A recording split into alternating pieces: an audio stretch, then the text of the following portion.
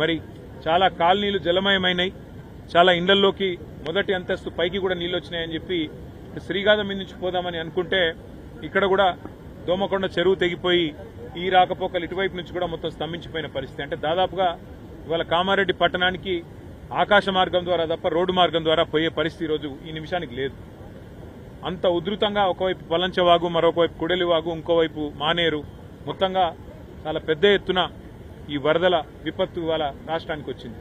ఇంకా రాబోయే 4 రోజుల పాటు వర్షాలు విస్తారంగా కురుస్తాయని చెప్పి కూడా వాతావరణ శాఖ చెప్తా ఉంది. రాష్ట్ర ప్రభుత్వానికి మరి ఇంత జరుగుతుంటే, ప్రజలు ఇంత అవస్థల్లో ఉంటే, రాష్ట్ర ప్రభుత్వం ముఖ్యంగా గౌరవ ముఖ్యమంత్రి గారు మాత్రం నిన్ననేమో మూసీ నది సుందరీకరణ మీద వారు రివ్యూ చేసినట్టుగా చూసినాం. ఇవాళనేమో రాష్ట్రానికి ఒలింపిక్స్ ఎట్లా తేవాలని చెప్పి రివ్యూ చేస్తున్నట్టుగా ఇప్పుడే నేను టీవీలో చూసిన. పరిస్థితి ఎట్లా ఉంది అంటే, రోమ్ నగరం తగలబడుతుంటే ఆ చక్రవర్తి ఎవరో ఒక ఆయన నీరో చక్రవర్తి అని ఫిడేలు వాయించుకుంటూ కూర్చున్నాడట. అట్లా రాష్ట్రం వరదల్లో ఉంటే మూసీ సుందరీకరణ ముఖ్యమా, లేకపోతే రాష్ట్రానికి ఒలింపిక్స్ అనే డిస్కషన్ ముఖ్యమా, లేకపోతే ప్రస్తుతం పంట నష్టం ఎంత జరిగింది, ఆస్తి నష్టం ఎంత జరిగింది, ప్రాణ నష్టం ఎంత జరిగింది, ఎంతమంది విపత్తుల్లో ఉన్నారు, ఇది చూసుడు ముఖ్యమా? గతంలో టీఆర్ఎస్ ప్రభుత్వం ఉన్నప్పుడు, కేసీఆర్ గారు ముఖ్యమంత్రిగా ఉన్నప్పుడు సామాన్యులను కూడా మేము ఆనాడు ఇరుక్కొని పోతే మంచిర్యాల జిల్లాలో గాని, భూపాలపల్లి జిల్లాలో గాని వెంటనే హెలికాప్టర్లు పంపి మరి సామాన్యుల ప్రాణాలు కాపాడడం జరిగింది. ఇవాళ మన హెలికాప్టర్లు, మన రాష్ట్రానికి సంబంధించిన హెలికాప్టర్లు బీహార్లో తిరుగుతున్నాయి, కాంగ్రెస్ పార్టీ ఎన్నికల ప్రచారంలో తిరుగుతున్నాయి, ఇంకెక్కడెక్కడో తిరుగుతున్నాయి తప్ప సామాన్యులకు మాత్రం అందుబాటులో లేదు. ఖమ్మంలో వరదలు వస్తే అక్కడ కొంతమంది లేడీస్ అర్థనాదాలు చేసినా పట్టించుకున్నవాడు లేడు. ఇదివరకు ఖమ్మంలో కూడా హెలికాప్టర్ పంపలేదు, 3 మంత్రులు ఉన్నా.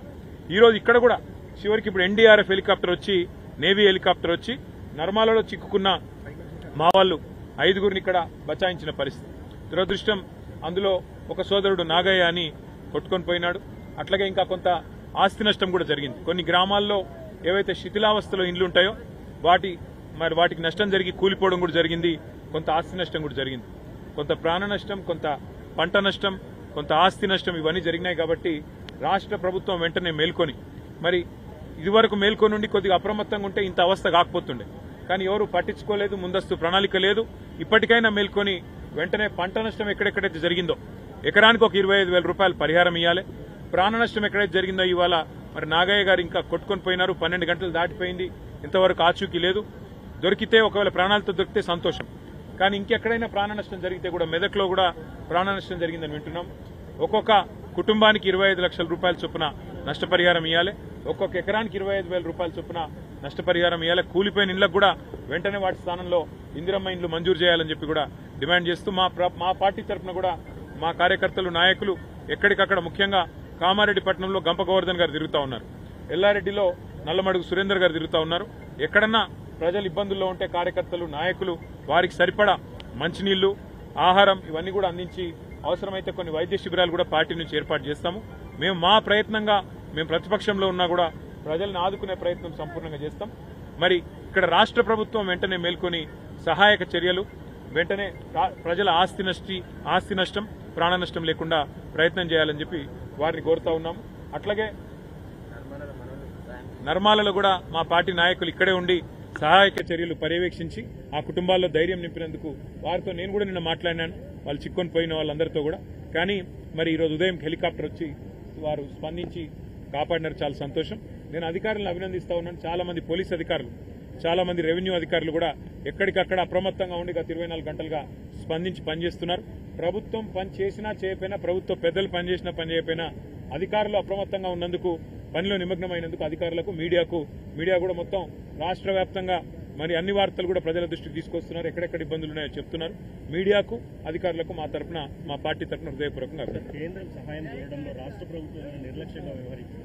రాష్ట్ర ప్రభుత్వానికి కనీసం అసలు ఇక్కడ ఏం జరుగుతున్నది, ఉపద్రవం ఎట్లాంటిది రాబోతున్నదనే ఒక ప్రజలకు హెచ్చరిక చేయాలన్న ఇంగిత జ్ఞానం కానీ, లోతట్టు ప్రాంతాల్లో ఉండే ప్రజలను తరలించాలన్నది ఆలోచన కానీ, మాన్సూన్ ప్రిపేర్డ్నెస్ అనేది ఉంటుంది.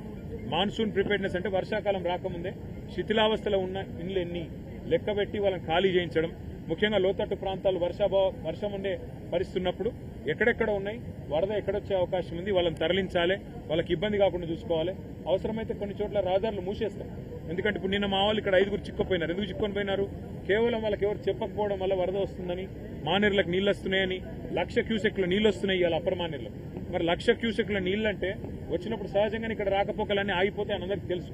అట్లాంటిది ముందే జిల్లా కలెక్టర్ గారు కానీ జిల్లా యంత్రాంగం కానీ మేల్కొని రాకపోకలు ఎక్కడెక్కడైతే బ్యారికేడ్లు పెట్టి ఆపేయాలి, ఆపేసి ఎక్కడ కూడా నష్టం జరగకుండా చూడాలి. వాళ్ళ అదృష్టం వాళ్ళ 5 బతికిండ్రు. వాళ్ళకి నిజంగానే ఇంకా వరద పెరిగి కొట్టుకుపోయే పరిస్థితి వస్తే దానికి బాధ్యత ఎవరు? ఇట్లాంటివన్నీ కూడా ప్రభుత్వం ముందు మేల్కొని ముందస్తు ప్రణాళికలు రూపొందించుకుంటే జరుగుతుంది. ఇప్పటికైనా మేల్కొని ఎక్కడెక్కడైతే నష్టం జరిగిందో వెంటనే రిపోర్టులు పంపాలి.